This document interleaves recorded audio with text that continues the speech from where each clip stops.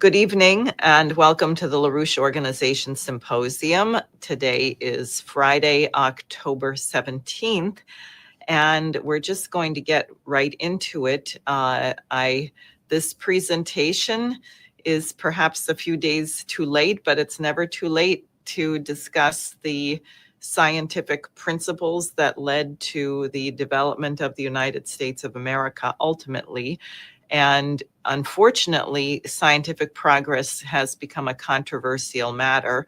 What I'm referring to is Christopher Columbus and the breakthroughs in science out of the Italian Renaissance, and the Italian Renaissance coming out of the Dark Ages that led to his phenomenal voyage, which required a great deal of scientific discovery and overcoming the superstitions and various other problems of even his own crew.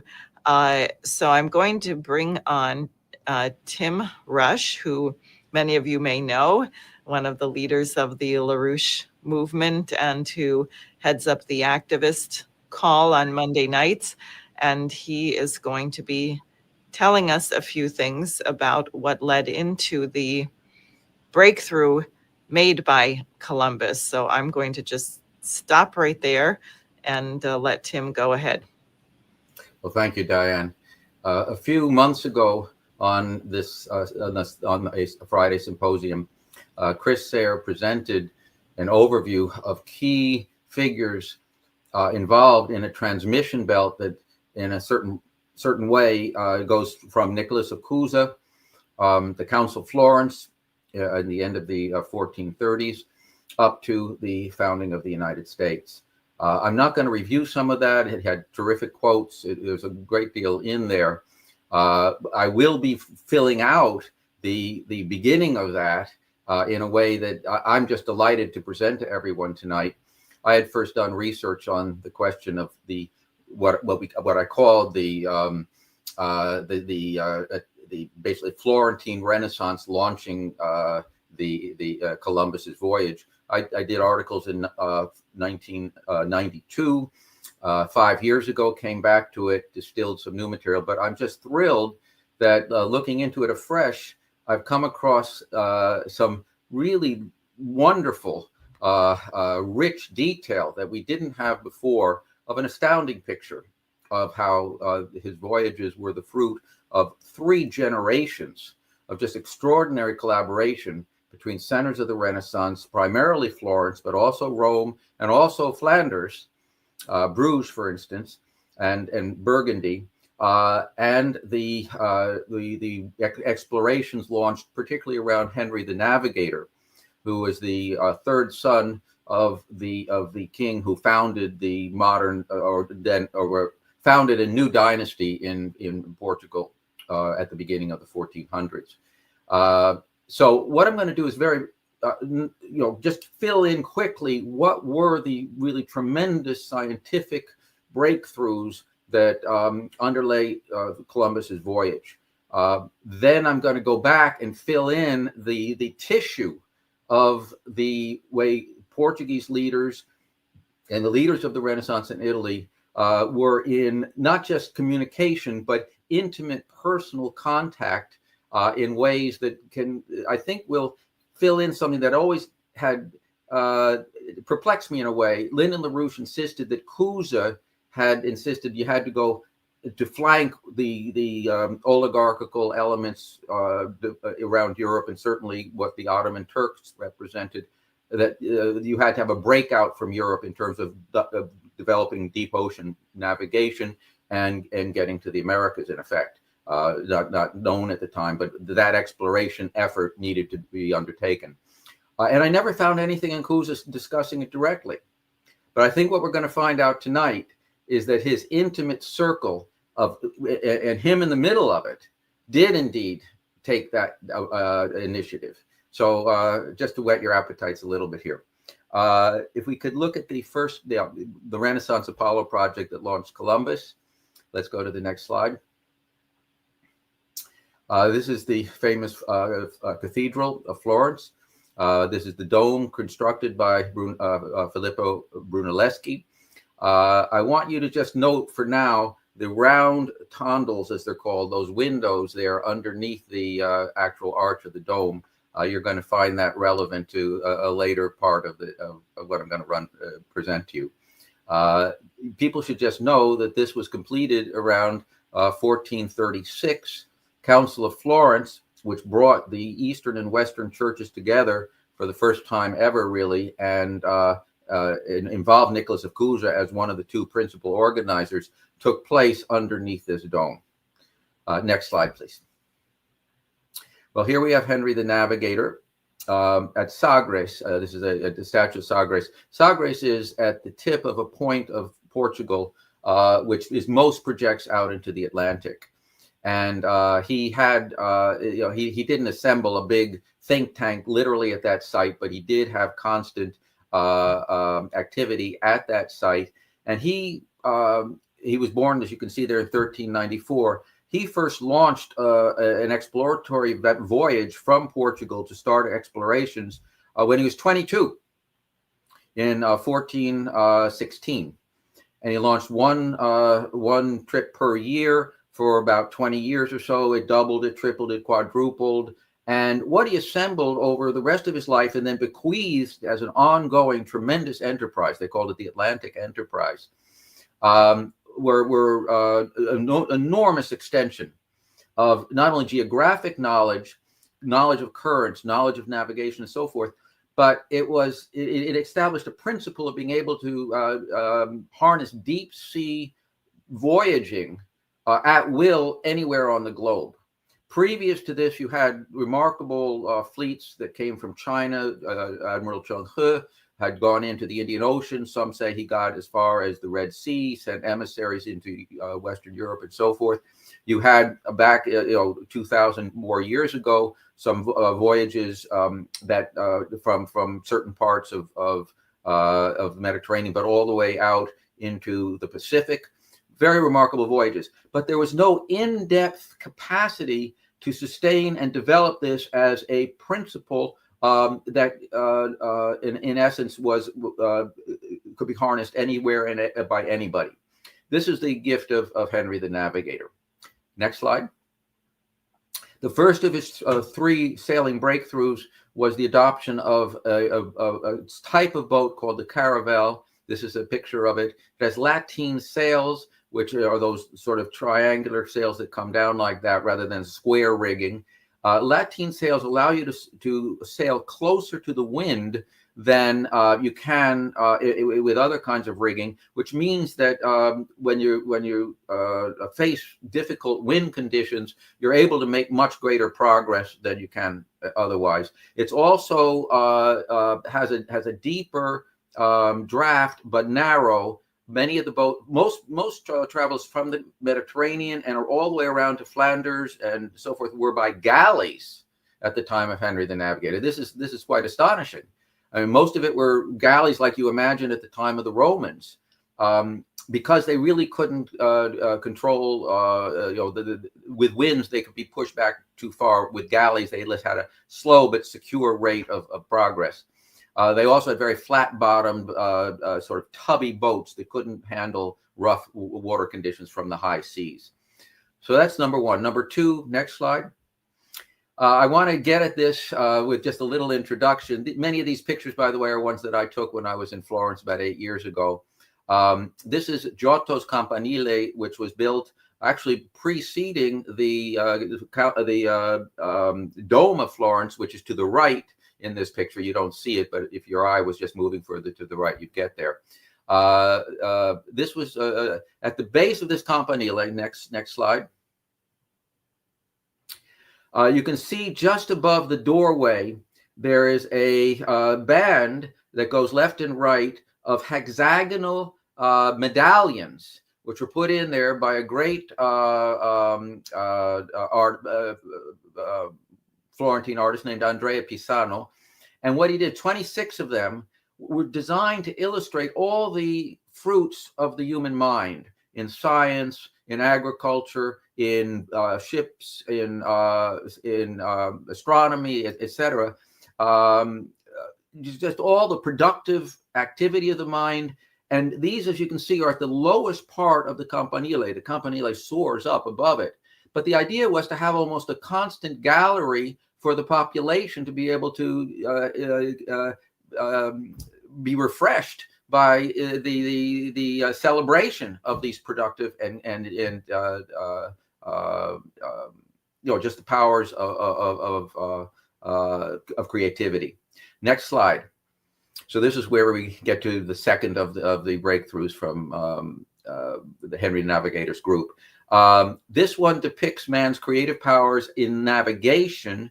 The man in the back of the boat is using a magnetic compass, which had actually come in from I believe, from the Chinese sometime before, but it's being used in navigation. And the next slide. This shows someone on land, a savant, some kind of astronomer, using a quadrant, which is a way to take the height of the sun or the stars. This was used by Columbus, by the way, a quadrant. He may well have used an astrolabe, which is a more significantly more sophisticated instrument. But you see a globe on his desk.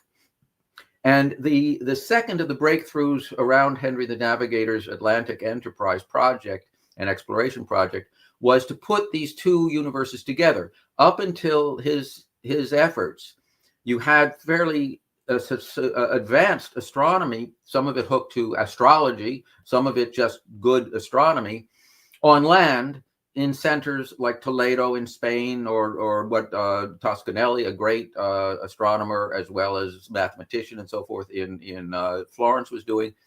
But at sea, the navigation was still largely just keeping trying to stay within eye contact of land or known areas, rather than going out into deep seas to just do long explorations. He put it together so that on board ship you were able to get access to the more refined navigational techniques, and this was absolutely necessary because the Portuguese, many of his early voyages were trying to go down along the African coast. Now, you've got to understand the immensity of the African continent. It's about 500 miles of the northwest African coast, which is where the Sahara Desert meets the coast. It's very forbidding. You don't have, in fact, one place the sand blows out to sea for 2 miles. So you have to go very long distance, and then you begin to get into the verdant areas of the Senegal River, and on into equatorial Africa. This had been considered an impossible barrier for a long time. So if you're going south and you begin to succeed to get that far south, you get closer and closer to the equator. Now that creates a problem, because the central way that you navigate is by the North Star at night, and you can't see the North Star once you begin to get close to the equator. So the Portuguese take all kinds of tables of solar height and are able to match that to latitudes that allow them then to continue further and further down the African coast. So this is the second of the breakthroughs. Now to the third. Harnessing the currents and the winds. In the northern hemisphere, it's called the Coriolis effect. You can see that sort of circle of the northeast trades. The upper part of it parallels what is the current, the Gulf Stream current. It's the opposite direction in the southern hemisphere, as probably people know. When the Portuguese, and you could see Portugal in little black, I can't put my cursor there, but maybe you can see this. I don't know. Anyway, when you start going down the African coast, initially the winds are very favorable. As you can see, you're on the eastern bend of the northeast trades. Once you get to Guinea, and then around into the Bight of Benin, as it's called, you have exactly the opposite effect. You have contrary winds that are extremely difficult to handle. So what the Portuguese came up with, which is brilliant. Let's go to the next slide. Oh, darn. Next slide after this. Okay, well, I didn't get in a slide here that I meant to. What they did is something called a long ocean tack. Henry had sent people out, and they discovered islands. They rediscovered the Madeira Islands, which Portugal is in charge of to this day, and they also went as far out as the Azores, which are 850 miles. So you begin to get an idea that they were already doing very adventuresome explorations. 850 miles directly out into the Atlantic is not a cheap shot. Let's go back to the winds there so that we can illustrate this. One more. There. Now, what they did is they would go down as far as they could in Africa in the explorations, but coming back, they would be facing very harsh winds once they got up to the big bight of Africa around where today Mauritania is. What they did is they set out directly into the Atlantic all the way up to the Azores, and from the Azores, they were able to hop back to Portugal, that 850 miles, with the variable winds on the northern side of the what's called the Northeast Trades here. So in effect, it was like a slingshot. They traveled much greater distance in the ocean, but they saved a lot of time. It was a least time principle because they were able to, it's called a long ocean tack. Now, the Portuguese, when they finally were able to get all the way around Africa and head into India with the Vasco da Gama voyage about 1446, I believe it was, what they did is a even bigger slingshot. They went down across along the African coast with favorable currents. They shifted all the way down to the edge of Brazil, and you can see the trades in the Brazil, near Brazil, are going across, and they shuttled from Brazil all the way over to the Cape of Good Hope. What a tremendous ocean sailing feat, and then from there on to India. That was 3 times the time and twice the distance of what Columbus did, but it saved them enormous amounts of time in terms of fighting the currents had they just tried to go coastwise. Now, Columbus utilized all this knowledge that the Portuguese had derived when he made his voyage, because he went down to the Canaries, which is off the Canary Islands, which is off the northwest coast of Africa, then shot across on the lower side of the Northeast Trades, which takes you right up into the Caribbean. Then he came back on a more northerly route that brought him toward the Azores with the variable winds that he was able to harness, and he knew he had over 10 years of sailing with the Portuguese under his belt, and that brought him back to the Iberian Peninsula. So those 3 breakthroughs defined a capability that then, this is what I'll develop for the rest of this initial part of the talk, is harnessed to a profound collaboration between the Portuguese and particularly Florence. So let's go on to that. This is a map, by the way, of what the great Florentine astronomer, mathematician, physician, just great polymath mind, Paolo da Pozzo Toscanelli. He sent a map that illustrates what he was recommending to Portugal to undertake. He sent it to Columbus, but and to other contacts of Florence in Portugal. But this is a recreation. We don't actually physically have the map, but it was referred to by many people, and it's a fairly creditable reconstruction. Next. Okay. Now, what I'm going to present now is new material, and it's very exciting material. The reason I wanted the map in there is that up until around 1900 or so, it was taken as standard knowledge that Toscanelli had sent a map and a letter to the Portuguese, and it had gotten into Columbus's hands. Columbus had initiated some kind of direct communication with Toscanelli and so forth. And this was taken as an important part of what solidified Columbus's project of going west to reach the east. In 1900, a counterattack emerged. I'm not going to do details, claiming that the letters were fake, that there was no connection to Toscanelli. Toscanelli would never have bothered with a lowly seafarer like Columbus, and basically tried to trash the idea that there was any connection to Florence, to Toscanelli, and so forth. So what we're going to see here is just the richness of what really was a phenomenal collaboration. This is the corner of the cloister of the Church of San Lorenzo, the dome in the back there, which gives you a little bit of it mimics a bit of the dome of the cathedral, Brunelleschi's dome.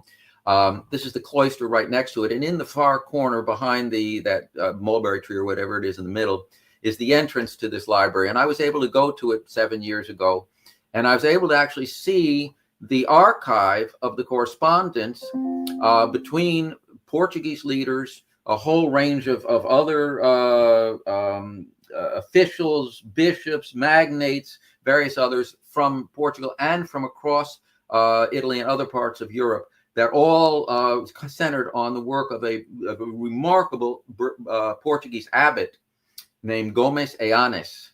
So I was able to look at these documents, and let's go to the next slide. This is the room where they bring out the documents to you, and then the slide after this. This is a picture that I took of the cover sheet of the bulk of these records. And by the way, they just bring them out. These are not copies that they present you with. You don't look at them on some kind of those audio tapes, or those tape machines and stuff. I was physically holding this in my hand. And it says Epistolarum. It's a record of letters involving kings, queens, princes, bishops, magnates, etc., many others. And then it talks about Abate Santa Maria di Florencia, and then A.B. Gomezzi at the end. This is the abbot Gomes Eanes, who was the abbot of what was called the Badia, which was the abbey of Florence, St. Mary of Florence, for about 20 years, from 1420 to 1439, really. And he was a towering figure. He built this abbey up. It had been in the neglect. It happens to be across the street from the center of the book industry of Florence at that time. And the booksellers and the book people producing the illustrated manuscripts and so forth, it was just a beehive of the humanist ferment in Florence at that time. People would meet there regularly to discuss the ideas that went into the Council of Florence. You had Brunelleschi. You would have Poggio Bracciolini. There are all kinds of key figures who are all centered around this intense intellectual activity in this book district, and it was across the street from this abbey.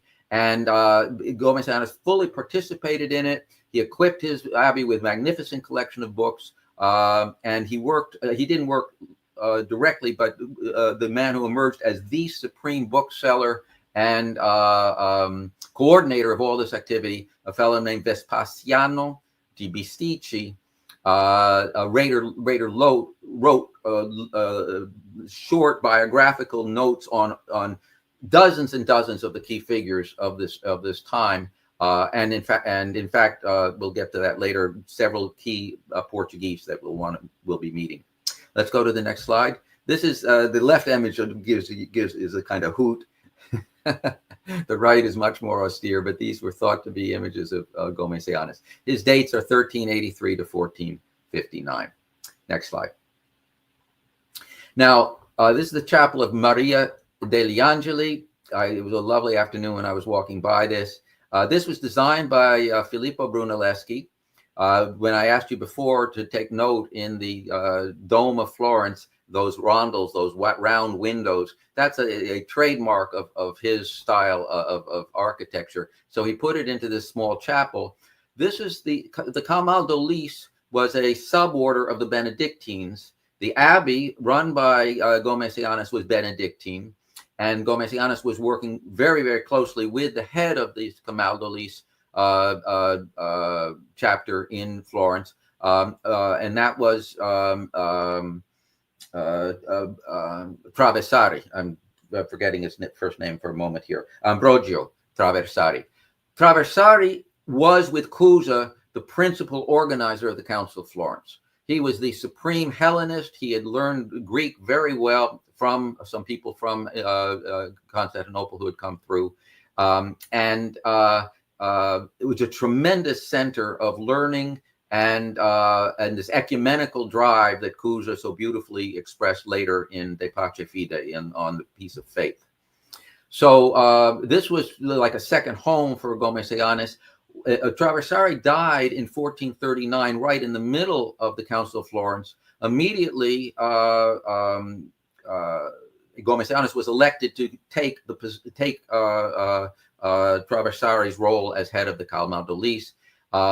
Before he died, Traversari was able to sign with Gomesianis that was called the Decree of Union that brought the two churches together, East and West.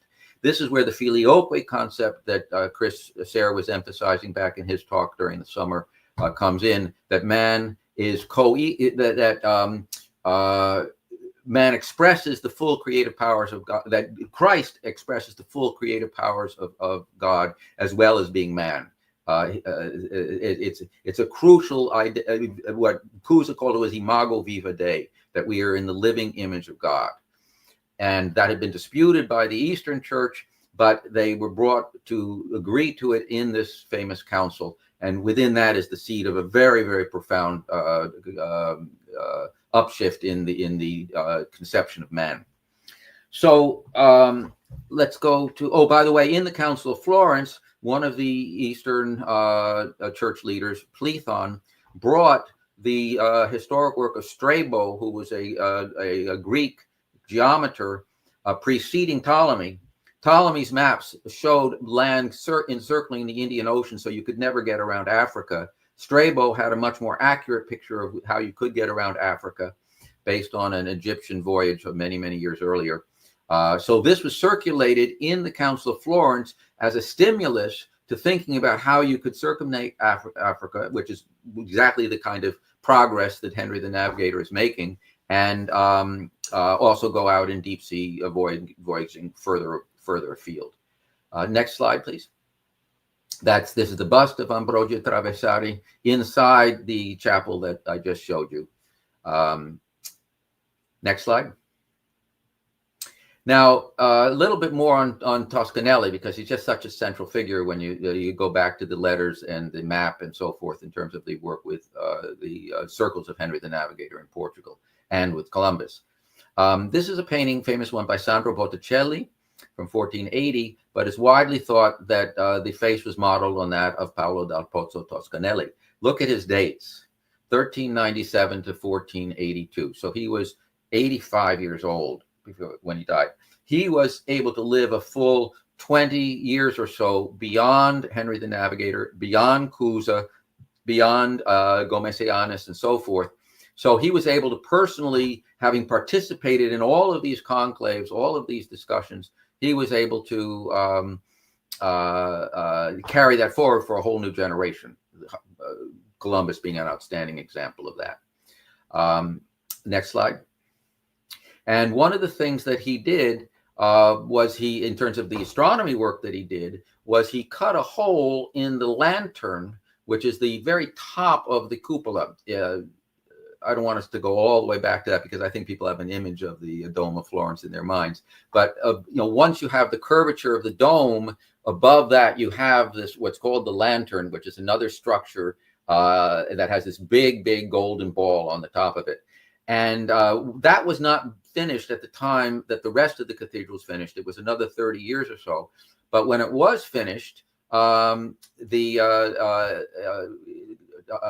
was able to put this special aperture in there that cast a light from the sun down. Oh, there we go. So you see the lantern at the top. That's that final structure. And you see the golden ball at the top. And so it's a relatively small hole that Toscanelli put in there. If you go in and look up from inside, you can hardly see it. But it projects this beautiful beam of light down. And for about, I think 15 or maybe 45 days before the summer solstice, around June 21st, and a similar time afterwards, you can mark across the floor, there you go, the way that the shadow at noon falls. And at the actual solstice, there's a round circle on the floor, and when it coincides directly with it, you have the absolute down to the second to be able to mark the solar solstice. So, and you can see that it's a big event when this happens. You get people crowding around, taking their pictures, and so forth. Next slide, please. Okay, now to understand this, I want to just backtrack slightly to something very important in the 1420s, which is that Henry the Navigator's next older brother, Don Pedro, there were whole four brothers, I think. One of them is now King Duarte. The second brother, named Pedro, went on a huge tour across Europe from 1425 to 1428. And his last stop was in Florence. He spent 2-3 months there. He was hosted by Gomesianes at the Badia, at the Abbey, the Benedictine Abbey, across the street from all the booksellers and all the intellectual life. And he was brought into discussions with Traversari, with Brunelleschi, with Toscanelli, and so forth. They left him. They gave him lots of scientific material, other treatises, various translations of Roman and Greek work, and so forth. The whole flourishing of the Renaissance was sent back with him to Portugal. And the reason I wanted to stress that is that at the end of the Council of Florence, Gomesianes goes back to Portugal, and for the next 20 years, he's one of the top prelates, top clerics of Portugal, continuing a very intense back and forth with Rome as a sequence of Renaissance popes take over, with Florence, with developments in the Low Countries. A sister of Henry the Navigator and of Pedro, Isabella, has married the Duke of Burgundy, and Burgundy was then in control of the lowlands, of Bruges, for instance, of Flanders, which is a huge hotbed of the Northern Renaissance. So the Portuguese royal family spanned directly a very broad intersection with Renaissance centers of Europe. And in fact, Lisbon was, if not one of the major ports of the whole period. So Pedro was regent after his brother died, was regent while his older brother's young son, Alfonso V, was growing up, all during the 1440s. So he was promoting Gomesianes. In fact, he commissioned a biography of Gomesianes. So the fact that Pedro had been in Florence, was the conduit, all during the 1440s, this took shape in even more intense form. The voyages from Henry the Navigator's efforts, which had been 1 a year, went to 3 or 4 a year. They were making great progress around Africa. They were using this long ocean tack. They were developing the navigational things. But at the end of that decade, Pedro very unwisely challenged the efforts of others in the royal court to bring Alfonso V to the throne. He had been a minor before then, and in a battle called Alforjabeda, he lost his life, and his son, named Jaime, like James, Jaime, who was 15 years old at the time, survived under a whole pile of corpses and managed somehow to crawl out from this disaster. But because of the strength of the connections of the royal family with all these Renaissance centers, he and Jaime and his brothers and sisters, they went to Flanders for a few years. The royal house of his cousin, Alfonso V, rehabilitated him. He was brought into Rome, and in the mid 1450s, he was made a cardinal at age 20. Now, he wasn't made cardinal because he had such an illustrious church career. He was apparently a very virtuous person. He was not some kind of profligate type or anything like that.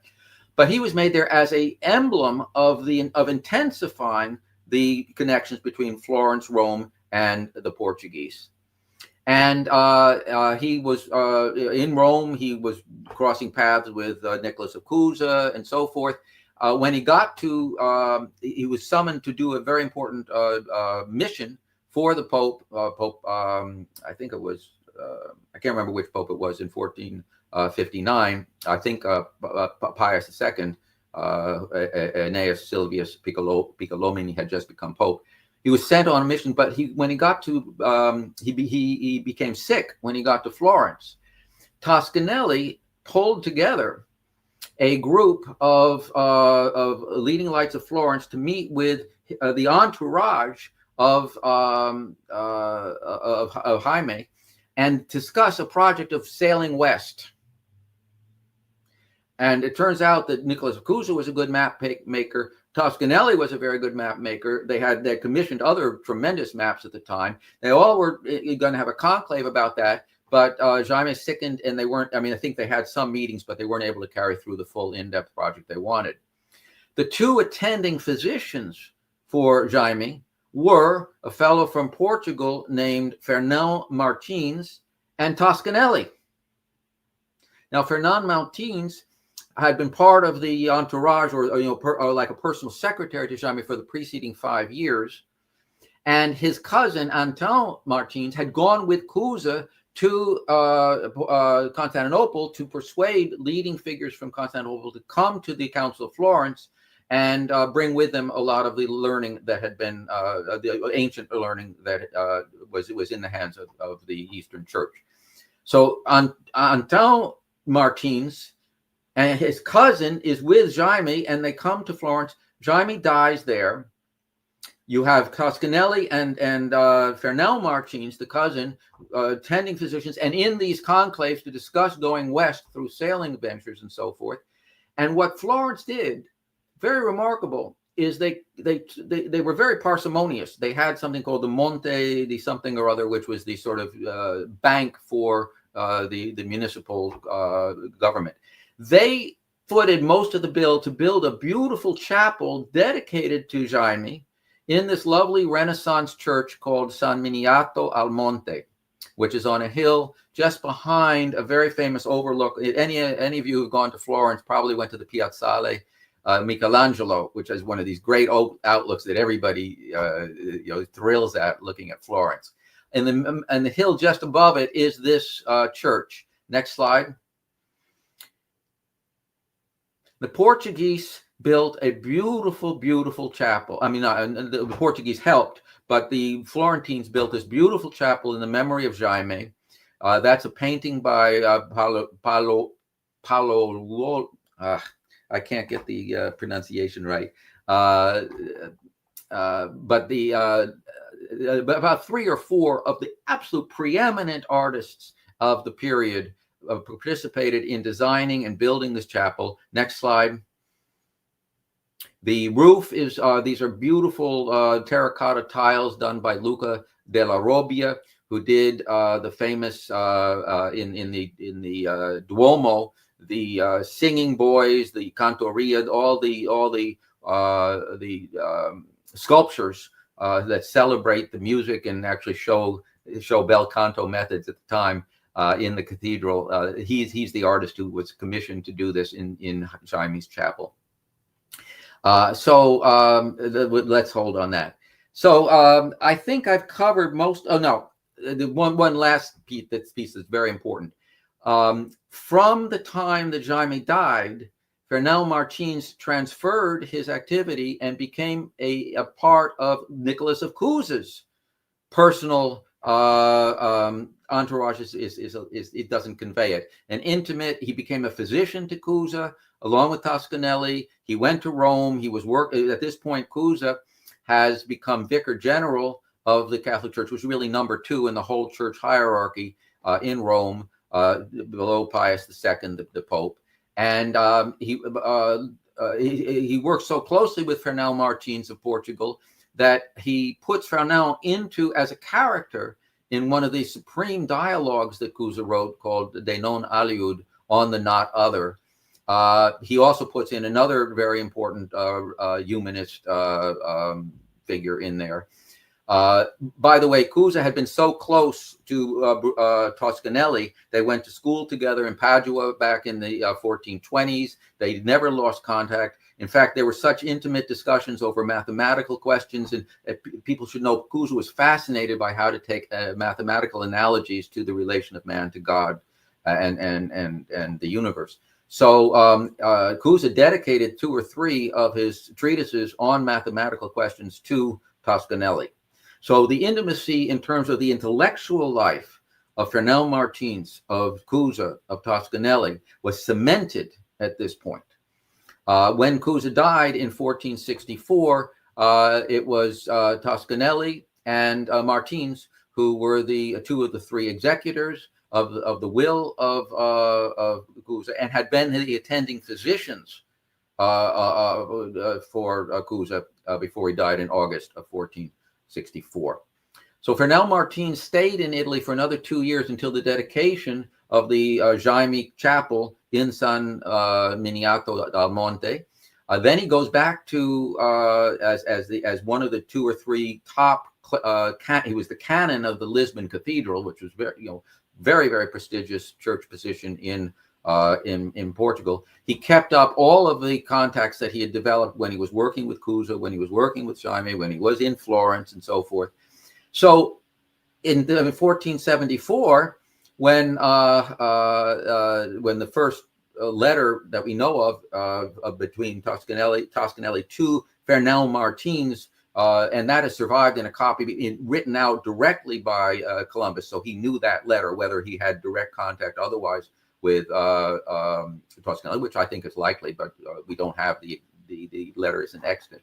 But we know that letter was in Columbus's hands, and rather than it being something which you can discredit by saying that it didn't happen and therefore you don't have a connection, it's the most obvious thing in the world that there would be these consultations of a very high quality of exploratory options involving the particularly Toscanelli and particularly Fernão Martins. Keep in mind that 1453 is when Constantinople is overrun by the Ottoman Turks. The Venetians played a very ugly role in that. And it's notable that the Portuguese connection to Italy up until around 1430 had included sort of a certain intersection with Venice. They cut that off. The Portuguese did not work through Venice. They worked very singularly through Florence. And that has a great deal of significance. So after 1453 is when you begin to have Toscanelli calling this meeting when Jaime was ill in Florence to discuss moving west. By 1474, the option for Portugal was very intense because they had now gotten in their voyages, these successive yearly voyages that Henry the Navigator had launched, they'd gotten to the Gulf of Benin, which is reaching out toward where Nigeria, Cameroon, and so forth are today. And then suddenly they found that the coast was tailing south again, and south for another 4,000 miles or so. So they were distraught. They really, this was way colossally, this was almost cataclysmic in terms of being able to reach India by going around Africa. So they were very seriously looking to think of themselves going west. And during the next decade, they had about 8 voyages in various ways to try to sort of probe going west. But it was the kind of inspiration provided by the Toscanelli letter, and obviously what Fernão Martins was able to communicate to Columbus, as well as the whole wealth of his 10 years in the midst of this beehive of exploratory, intense work. And Columbus took voyages on Portuguese ships down into Guinea, up toward Britain. There's possibility went as far as Iceland. I mean, he was a very, very capable seaman, trained in all of these methods by the Portuguese. He then turned to Spain when he didn't get an okay from the Portuguese court to sponsor his going west. But even as late as 1488, when he'd been in Spain for a few years, he came back to Portugal to try to pitch this project again. And the Portuguese were very receptive. They brought him to court. They talked to him. But as he was there, they got word that Bartolomeo Dias, who was the captain in the most recent of the Portuguese explorations, had gotten to the Cape of Good Hope. on the southern tip of Africa. So now they knew they had a secure route to the Indies. And Columbus was actually in Lisbon when Bartolome Diaz came back and was, given a hero's welcome. So at that point, he knew that he wasn't going to get the official sanction there. He went further to the Spanish side. The money that financed Columbus's voyage did not come from the Spanish crown. It came from Florentine merchants, particularly the Medici Bank in Seville. That was the local manager of it was Amerigo Vespucci.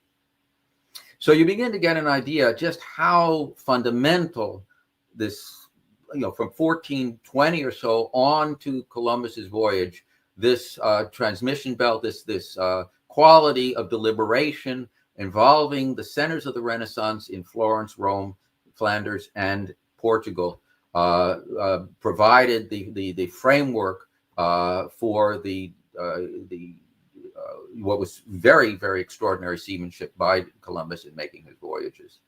So let me leave things there, and I know that there's much more to explore in terms of why Columbus is so is a lightning rod for so much of the culture wars. But let me leave my presentation at this point. Well, I'd like you to just address why was this significant in the first place? I mean, everyone hears that everyone at the time thought the world was flat. There's the children's version of this story. Everyone thought the world was flat. Columbus took this trip. Could you explain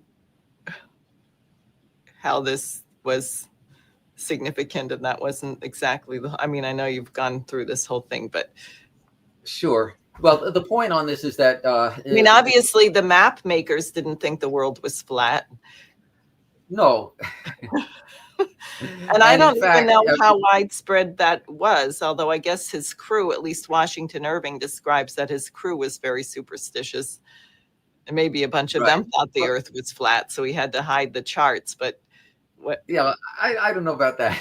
I think that most seamen certainly were aware of how your landmarks fell away as you go to sea, et cetera. And you can tell from just the difference in your latitudes if you're going north and south and so forth that it doesn't make sense unless you're on a round surface. So I think that by and large, now there was not superstition, but there was a lot of fear. For instance, when the Portuguese were trying to get down across that northwest area of Africa, where the Sahara Desert is up against the sea for 500 miles, they really felt. I mean, the ancient traditions that included Ptolemy said essentially that the tropics were uninhabitable, and it was a very, very harsh climate trying to get past that. So there was a funny story. There's a small promontory that's completely how today is unnoticed, called Bojador. It's somewhere sort of southern Morocco, I think, maybe Mauritania. But it's where a tremendous amount of the sand blew off the Sahara out into the ocean. And the sailors would just refuse to sail past it.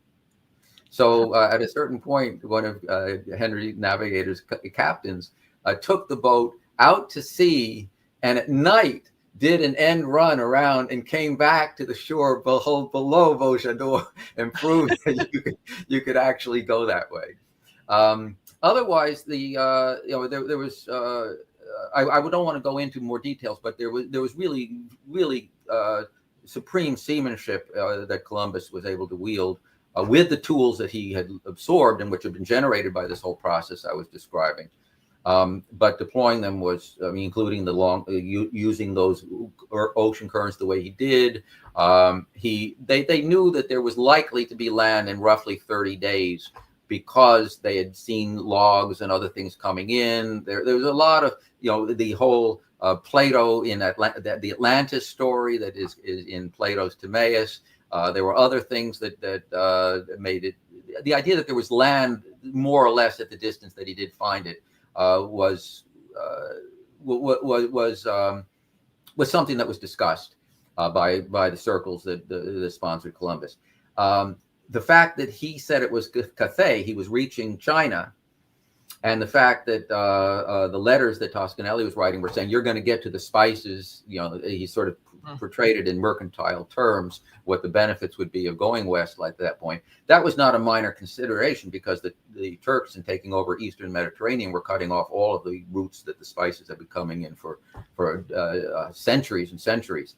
So, but, it's not the case that Columbus thought the world was one, that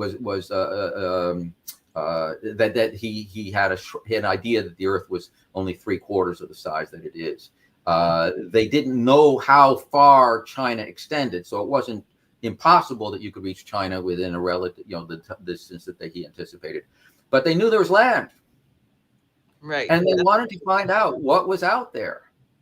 And that's an exploratory. That's why the comparisons to the Apollo project are useful. Let me go to those final 2 slides now, and then we can open things up a little bit. Okay. This is from a wonderful article by Lyndon LaRouche that appeared October 26, 1996 in the EIR, Why We Must Colonize Mars. He says, what is the economic principle which defines a science driver space exploration program as key to a successful near-term recovery from the presently deepening global economic depression? Let us name this topic the Christopher Columbus principle of economic science. Huh. And that emphasis is in the original. And then later on in the same piece, let me go to the final one. Drive the rate of realization of scientific discoveries of principle to the limit, and mobilize the material, educational, and health resources needed to enable modern Christopher Columbuses to succeed in their voyages of discovery beyond new frontiers. Great. One of the things, and already when I was growing up, before we had cell phones and GPS, as you may remember, and we had all these map books, and you would try and map out your route and memorize, and it was very important that you had a sense of direction. But even that is a far cry from being on the open seas. I think people should try and imagine what it would be like to be in the middle of the ocean, no land in sight, and trying to navigate your direction, and also be able to measure how far you've traveled, what your distance is. This is, in a way, it's actually very, very similar to figuring out how to get to the moon in terms of knowing relationships between planetary bodies and certain kinds of curvature, etc. No, absolutely. And you have to develop a whole gamut, a whole array of technologies embedded in doing something like that. So this is the kind of embedded technologies that allowed for deep ocean travel. And as a principle, as a proof of principle, what Columbus was able to do was basically say that you can get anywhere in the globe. It wasn't that much. It was only a couple of decades later that Magellan did the first circumnavigation of the globe. You had all the Amerigo Vespucci voyages, etc. Once he did it once, then you suddenly open the power of the mind to conceptualize that you can really bring the entire globe into some kind of connection. And obviously you have many elements that can be embedded in that. Some of them quite good, some of them very horrible. There's no denying the kind of oligarchical element that also traveled the oceans in the succeeding decades. I think the reason why Columbus became the lightning rod for a whole culture wars type of thing that emerged, particularly around 1992. But I'm here in Virginia. Columbus Day doesn't exist. It doesn't. Right. The name doesn't come up at all. It's all the Indigenous Peoples Day. Do you not have any Italians? I guess not enough. New York, forget it. Columbus will never be forgotten. But go. Right. And last week, Trump signed some declaration which once restored the Columbus Day name. But the point about it is not to in any way dismiss the fact that there was tremendous population reduction among many peoples of the New World and so forth, and that you did have the introduction of slavery in the Caribbean and then in Brazil and then the United States. The British supervised a lot of it, brought into the United States, as people know. The Portuguese played a big role in terms of this. The Dutch did. But the point I want to make is in terms of the disease factors that are often discussed as a genocide that was unleashed. At any point that you begin to get interaction of peoples that have never had contact before, the disease pools resident in those peoples are going to create. There won't be immunities. There won't have developed capacity to deal with it. So yes, a lot of the populations of the indigenous populations of the Western Hemisphere were ravaged. Many of the populations in Europe were ravaged because some diseases came back that had not been known in Europe, and there were no. In other words, now are you going to say that you shouldn't? That you somehow keep hermetic bubbles around mankind? Are you trying to create a zoo where you have plexiglass around people or something? So clearly, I mean, there are inherent great challenges once you begin to have the idea of a one humanity that's going to be in contact with each other.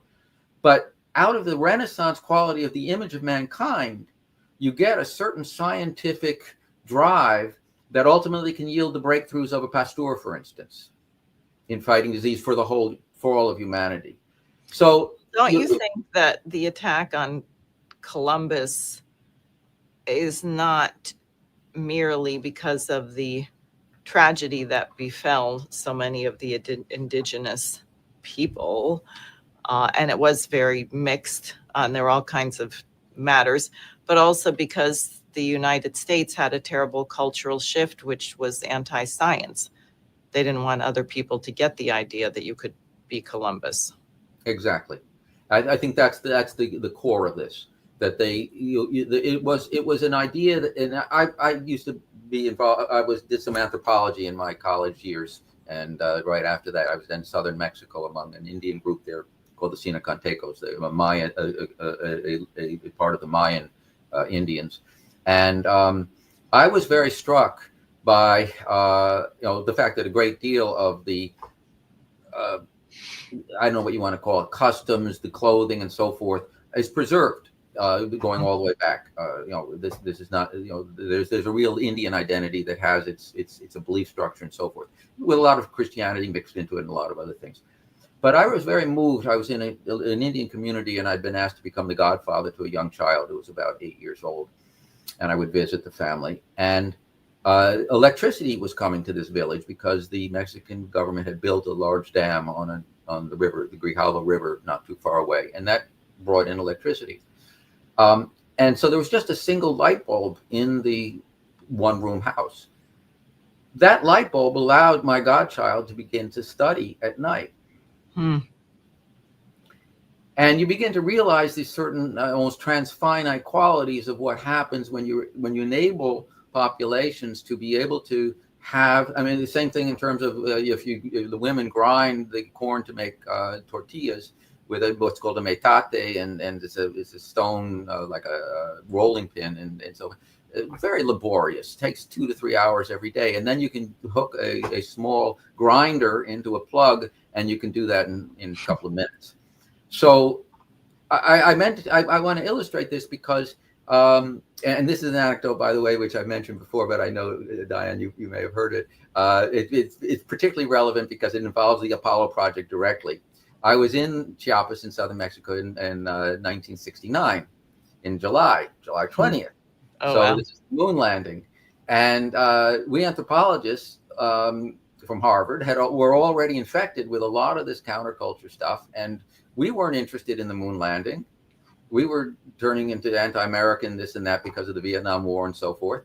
But the Indians were fascinated by this. So we were running around trying to figure out how we could ask questions of the Indians about what we thought would be very interesting reactions, that since the moon is also a goddess in a lot of their cosmogony. So, the metique, that you're landing on this goddess. So we thought it'd be very interesting to see how they were going to reconcile this. The one store in the big market town nearby called San Cristobal Las Casas, which sold televisions, had a television running all the time in its store window. The Indians crowded down to watch the moon landing. Not a single one of the anthropologists bothered to go, had the slightest interest, including myself. So I say this because this cultural question is a very deep one, in the sense that there's a quality in mankind, and the Indians evinced it, of a certain, when you see a great achievement in terms of exploration that involves a whole array of technologies, a whole sequence of breakthroughs and so forth, that are adopted and taken as a mission by a nation or by groups of institutions and so forth. When you see the fruits of that in terms of something that was inconceivable earlier, it excites something that's fundamental in humanity. And Columbus's voyage represents that.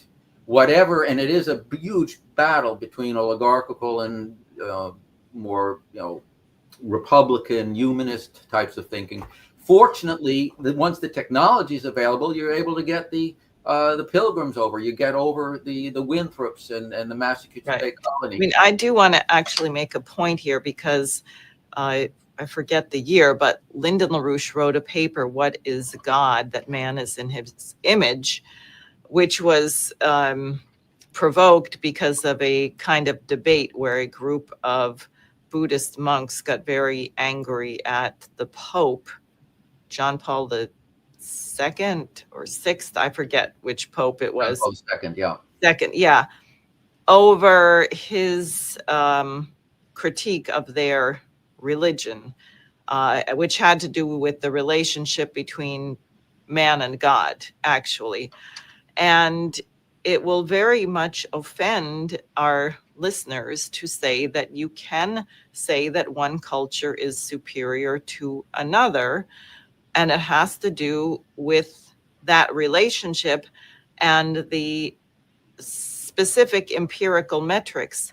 What is the life expectancy of the population? For example, a very obvious one: if people are dead by the age of 30, if they're racked by disease, if they're spending every moment of their waking life scraping together the means of existence, then the culture that promotes that or doesn't allow a scientific breakthrough to transform their standard of living is inferior. A culture that promotes cannibalism, which obviously would lower the average life expectancy, is an inferior culture. But that does not justify arrogance or pride, because there are innate qualities of human beings which are universal. And I think what you were describing is that you were coming from the United States, a culture which had been under attack from the Congress of Cultural Freedom, the Tavistock Institute, the Vietnam War, the rock, drug, sex, counterculture, the environmentalist movement. So you're there representing a culture, in effect, that's in decline, that's not the best that it was. You and your colleagues were not that interested, but the Mayans, or the people that you were among, actually still had not had this optimism or this curiosity snuffed out. And I think it also underscores why this dialogue is so important: the dialogue of cultures, the dialogue of civilizations, humility. One thing that I think is very striking about scientists, like Einstein, I think it was, who said that the more he knew, the more he studied, the more convinced he was that God existed. And we all know that you have that experience. You walk in nature and you just say, how can this be? How can this exist? Or you look at the sky and you say, how can everything be in such perfect proportion? And you are awestruck, rightly so, because we didn't create it, but somehow something created it. And then in a way, your life comes in perspective, that you have a mind that has a potential to understand it less imperfectly. And I think it's a sort of innocent sense of awe without the arrogance, the openness to discovery. And it's tricky, because you actually have to suspend your, not judgment, but suspend being judgmental to look at another culture and consider that there are aspects of it, even of cultures where the life expectancy itself may have been lower, but there may have been aspects of that culture which are superior that you can learn from, and you get an assimilation of the best of these cultures, which allows mankind to move forward. And that is what you would really hope would be the relationship among human beings on our planet, is that we would want our grandchildren or great-grandchildren to have a standard of living, a life expectancy that's very different, very much improved from where we live today. And if we want that change, it means obviously we're going to have to discover something that we don't already know, Mm-hmm. which Well, is hard. It's hard to do if you think that you're smarter than everyone else. well, there's a big battle waged in the Iberian Peninsula, particularly in Spain, where many churchmen were defending the idea that the Indians, the indigenous, had a soul and had to be treated as human beings in a certain preliminary way, like the Declaration of Independence. And there were oligarchic elements around some of the conquistadores and others that had a very different view, obviously. But in Mexico, a bishop who was in the Yucatan area named Diego de Landa, I think he may have been Franciscan, I'm not sure, but he took an idea of basically destroying any elements of the Mayan culture that he came across. He learned enough to write a chronicle later, which has been very useful afterwards, but people estimate that somewhere like 95% of the codexes, which were the written form of the Mayan culture that he could get his hands on, he burned. Wow. Another bishop, though, named Vasco de Quiroga, went out to the Michoacan area in west central Mexico, set up all kinds of Indian villages where certain types of crafts were absorbed and developed for a whole interacting economy around more skilled work. And he had the Bible translated into the local languages in order to be able to try to evangelize, but not eradicate the languages of the Indians. So I mentioned this to you because the battle continues. This is not people should not go into this and let themselves fall into exactly what you were saying. The subtext of much of the attack on Columbus is that every society should be just left alone, that you should not allow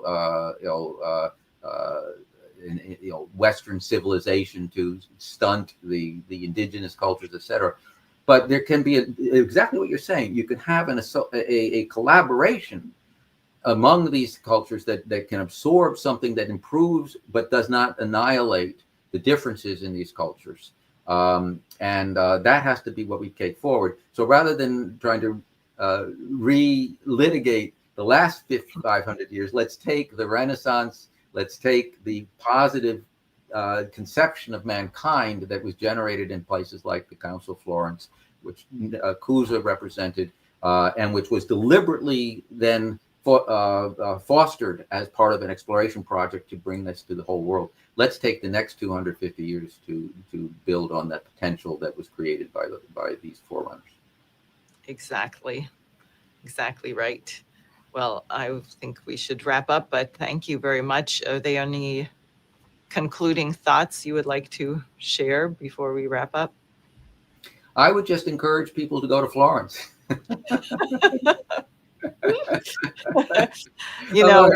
Obviously, but when you actually just feel and see, and there's just it's just so thrilling. And then you realize these many generational intense connections to what then changed the entire world. I mean, Columbus's voyage, good, bad, whatever, it was a different world after that.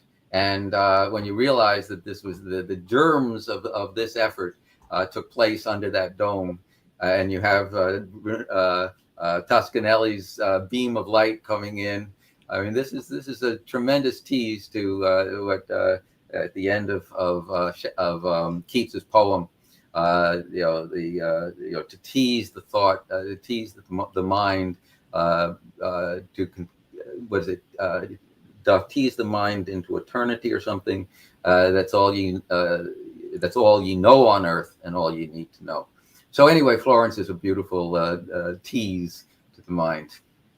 Great. And I wouldn't, there are places in Lisbon and so forth where a lot of this is also very, very rich. I haven't been able to be there, but I know people who have said that. But I would just stress that we need to create the kind of the deliberations that were represented by the Council of Florence today, which is the point you're making in terms of the